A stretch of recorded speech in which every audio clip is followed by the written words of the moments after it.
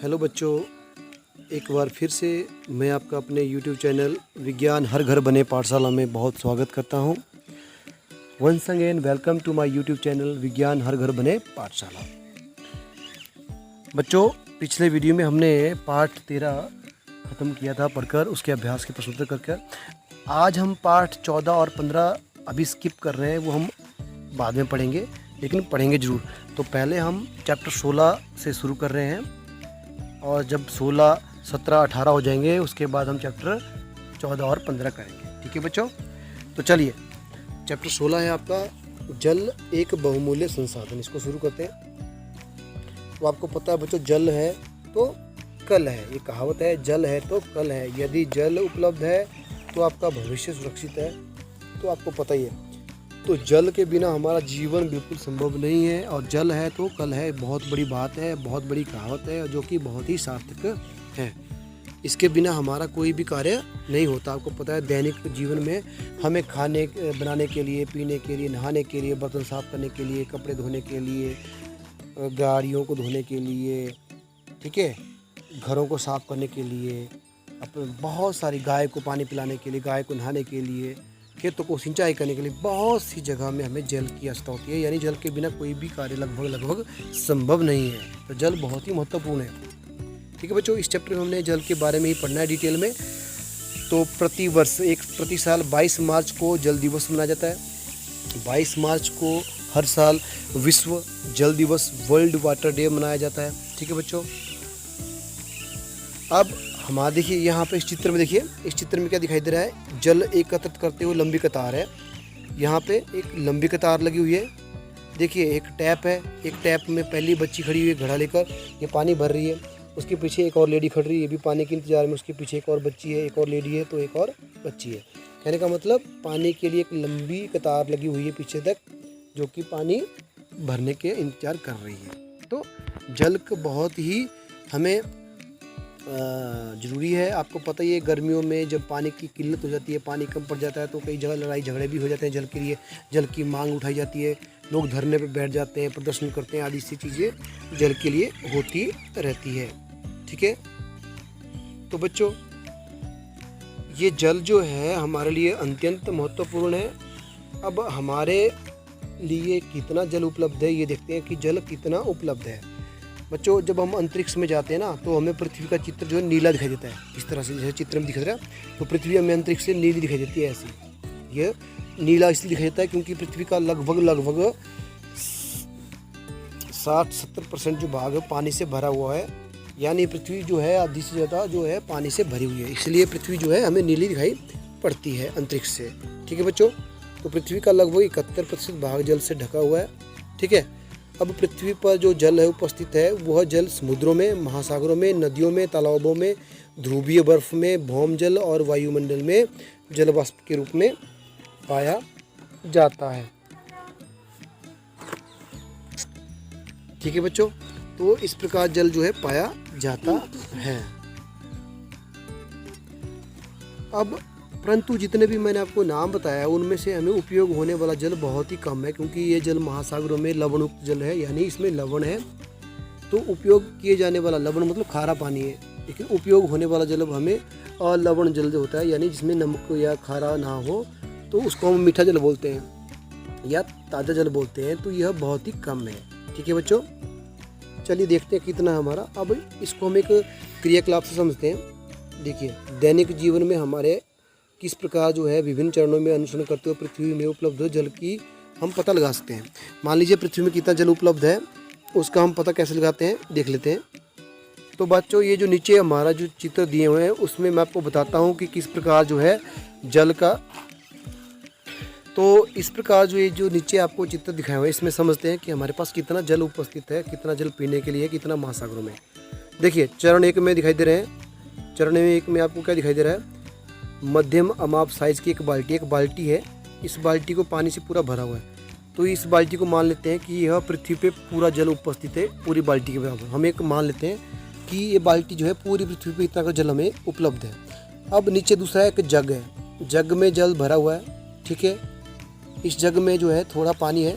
इस जल को मान लो कि इस जग में जितना पानी है बाल्टी के मुकाबले यह जल जो है अलवण जल है, यानी पीने योग्य जल, जिसमें लवण नहीं है। पीने योग्य नहीं बोलेंगे, इसके अंदर लवण नहीं है, सॉल्ट नहीं है, ठीक है। ये इतना अगर पानी है बाल्टी के मुकाबले। अब आगे देखते हैं, ये गिलास भरा पड़ा है बच्चों। अब इस गिलास को मान लेते हैं कि यह भौम जल के रूप में पृथ्वी के नीचे पाया जाता है, यानी भौम जल के रूप में। इतना का जल बाल्टी में से गिलास। अब देखो ये चम्मच है बच्चों, तो बाल्टी में सिर्फ एक चम्मच है, तो बाल्टी में एक चम्मच है। यह विश्व की सभी झीलों और नदियों में उपस्थित कुल पीने योग्य पानी को प्रदर्शित करता है, कुल अलवण जल को बताता है। तो मान के चलो आप, हमारी पृथ्वी में जो 71% पानी है, 71% पानी है, वो है खारा पानी, यानी that is salty water which can not be drinkable. तो एक बाल्टी के बराबर जो है हमारा लवण युक्त जल है। उस बाल्टी के बराबर एक चम्मच बराबर पानी जो है हमारा झीलों तालाबों में अलवण जल है, अनसॉल्टेड जल है, जिसको हम पी सकते हैं। ठीक है बच्चों, तो इससे हमें पता चलता है कि इतना हमारा पानी मौजूद है। तो इस तरह से मैंने आपको बताया कि हमारे पृथ्वी में कितना पानी मौजूद है। अब देखते हैं हम जल की अवस्थाएं बच्चों, ठीक है। तो जल की अवस्थाएं देख लेते हैं, जल कितनी अवस्थाओं में पाया जाता है। The states of water. तो जल की 3 अवस्थाएं बच्चों, जल 3 अवस्थाओं में पाया जाता है। सॉलिड यानी ठोस अवस्था, लिक्विड यानी द्रव या तरल अवस्था, तीसरी अवस्था है आपकी गैसीय यानी गैस अवस्था। तो जो आपकी ठोस अवस्था है, जब पानी जम जाता है, बर्फ बन जाता है, उसको बोलते हैं हम ठोस अवस्था, सॉलिड स्टेट। दूसरी अवस्था है आपकी लिक्विड यानी तरल अवस्था। जब पानी नॉर्मल स्टेज में होता है, पानी हमेशा तरल अवस्था में होता है, इसको बोलते हैं आप तरल अवस्था या लिक्विड स्टेट। तीसरी अवस्था है गैसीय अवस्था, जब पानी जो है भाप बनकर ऊपर उठता है, इवेपोरेट होकर, तो उसको बोलते हैं हम पानी की गैसीय अवस्था। अब हम एक चित्र के माध्यम से समझते हैं जल चक्र। मैं मैंने आपके पिछले चैप्टर में, शायद आपने पिछली कक्षा में, 7वीं कक्षा में, 6ठी कक्षा में पढ़ा है जल चक्र। तो वाटर साइकिल क्या होती है, इस चित्र के माध्यम से समझ लेते हैं।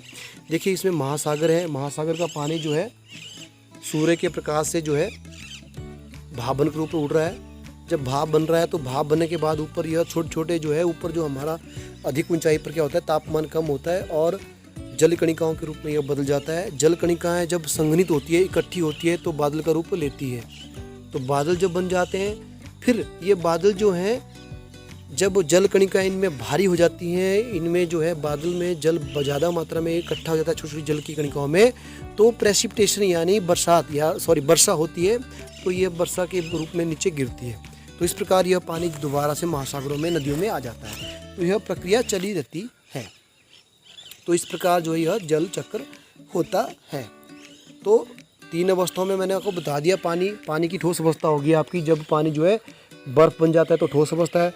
दूसरी अवस्था पानी की जो तरल अवस्था है, जब पानी जो लिक्विड या तरल रूप में रहता है। तीसरी अवस्था गैसीय, जब पानी जो है गर्म होकर भाप बन जाता है, तो वह गैसीय अवस्था होती है। ठीक है बच्चों, तो मुझे उम्मीद है ये अवस्था भी आपको अच्छी तरह से समझ आई होगी, पानी की तीनों अवस्थाएं क्या क्या है।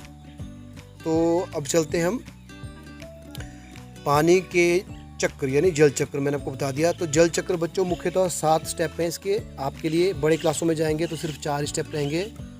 4 स्टेप कौन कौन सा? पहला स्टेप वाष्पीकरण यानी इवेपोरेशन। दूसरा स्टेप है आपका कंडेंसेशन यानी संघनन। तीसरा स्टेप है आपका प्रेसिपिटेशन यानी वर्षा होना। और चौथा स्टेप है आपका कूलेक्शन यानी महासागरों, नदियों में दोबारा पानी मिलना। लेकिन छोटी कक्षाओं के लिए पानी के 7 जल चक्र के 7 स्टेप है। पहला है मझभौल, दूसरा है स्वप्पा, तीसरा है नसंघन, चौथा है लदबा, 5वां स्टेप है आपका नर्ज शोषपान, और छठा है आपका स्यंत दहन, और 7वां है आपका परवण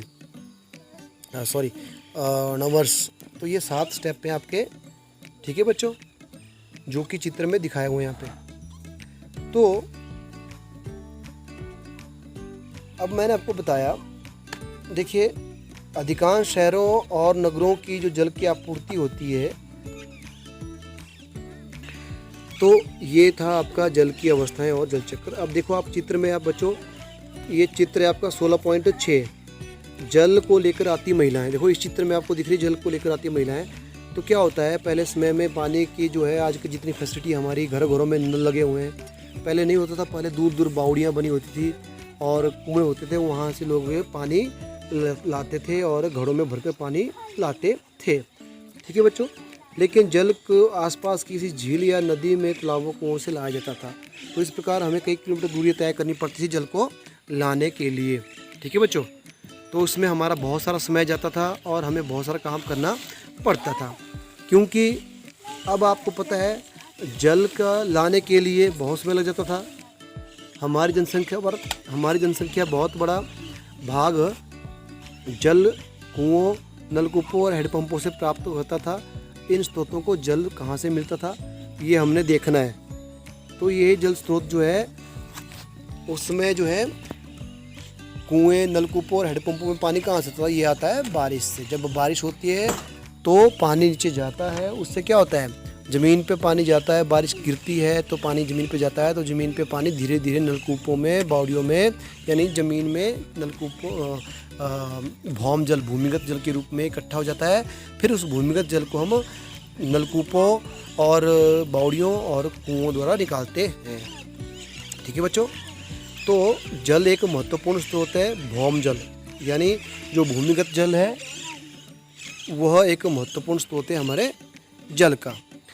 अब भौम जल स्तर क्या होता है बच्चों, देखो जब बारिश होती है तो पानी ज़मीन के अंदर रिस जाता है, उसके अंदर गहराई में चला जाता है, तो ज़मीन के अंदर दरारें और चट्टानें होती है, उन दरारों चट्टानों में पानी रुक जाता है, तो वहाँ पे जो है जल भर हो जाता है। तो इन स्थानों को जल भर कहते हैं और इसकी परत जो होती है ऊपरी सीमा को भौम जल स्तर कहलाती है।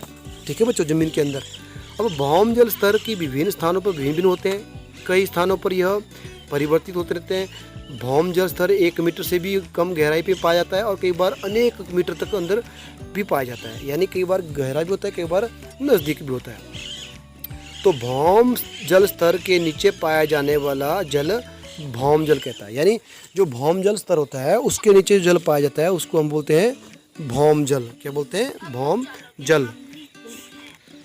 तो भौम जल स्तर के नीचे जो जल पाया जाता है उसको हम भौम जल कहते हैं। ठीक है बच्चों। अब इस भौम जल का स्रोत क्या है? देखिए, वर्षा जल और अन्य स्रोतों जैसे नदियों, तालाबों और जल मृदा में से रिसकर भूमि के नीचे गहराई में रिक्त स्थानों में दरारों में भर जाता है। तो भूमि में जल का रिसाव अंतःस्यंदन कहलाता है। अब ये प्रश्न भी आता है कि अंतःस्यंदन क्या होता है? तो भूमि के नीचे जो दरारें हैं उनके अंदर जल का रिसाव अंतःस्यंदन कहलाता है। ठीक है बच्चों। इस प्रक्रम द्वारा उपयोग किए जा चुके भौम जल की पुनः आपूर्ति या परिपूर्ति या साइक्लिंग हो जाती है, यानी जो भौम जल होते हैं बच्चों जिनका उपयोग किया जा चुका होता है वहाँ दोबारा पानी भर जाता है इसके द्वारा। ठीक है। अब कुछ स्थानों में भौम जल स्तर के नीचे कठोर चट्टानों की परतों के बीच में भौम जल संचित होता है। इस प्रकार संचित भौम जल के भंडारों को हम जल भर कहते हैं। क्या कहते हैं? जल भर कहते हैं। अब जल भरों के जल को सामान्यतः नलकूपों और हैंडपंपों के द्वारा हम निकाल लेते हैं। ठीक है बच्चों। तो ये भौम जल स्तर का एक चित्रण किया हुआ है। देखिए, बादल है, बादल से बारिश हो रही है। ठीक है। बारिश जो है ज़मीन के अंदर जा रहा है, ये भौम जल का स्तर है और ये नीचे जा रहा है। फिर यहाँ से हमने क्या किया, ये हैंडपंप निकाल दिया, ऊपर बना दिया, पानी निकाल रहे हैं और यह पानी जो है अंदर से रिश्ता हुआ नदियों में मिल जाता है, नदियों और झीलों में। तो इस प्रकार जो है नीचे फिर ये पानी जाता है। ये है भौम जल। ये नीचे, इसके नीचे होता है, ये होता है जल भर, जो चट्टानों और पत्थरों के बीच में पानी फंस जाता है उसको बोलते हैं जल भर। तो इस प्रकार जो है भौम जल और भौम जल स्तर इसमें दिखाए गए हैं। तो बच्चों, आज की वीडियो को हम यहीं ख़त्म करते हैं। मुझे उम्मीद है आज का वीडियो में जो टॉपिक मैंने पढ़ाया आपको अच्छी तरह समझ आया होगा। अब आपकी समझ को परखने के लिए चलते हैं आज के कार्यपत्र को देख लेते हैं। चलिए आज के कार्यपत्र की तरफ। तो बच्चों, ये रहा आपके सामने आज का कार्यपत्रक, जिसमें आपको दिखाए हैं 2 प्रश्न। पहला प्रश्न क्या है, पृथ्वी पर जल कितना प्रतिशत पाया जाता है? तो आपको पता है पृथ्वी पर लगभग 70% जल पाया जाता है, आपको पता है। दूसरा प्रश्न है आपका, जल की भौतिक अवस्था बताइए। भौम जल से आप क्या समझते हैं? जल की भौतिक अवस्था बतानी है आपने, भौतिक अवस्थाएं कितनी होती हैं ये बताना है आपने, और साथ में बताना है कि भौम जल क्या होता है। तो आप अच्छी तरह से को बता सकते हैं, क्योंकि आपको टॉपिक आज का अच्छी तरह से समझ आया होगा। चलिए बच्चों, इस वीडियो को यहीं ख़त्म करते हैं। मिलते हैं अगले वीडियो में इस चैप्टर के बाकी बच्चों भाग को लेकर। तब तक के लिए अपना ध्यान रखिए और पढ़ते रहिए।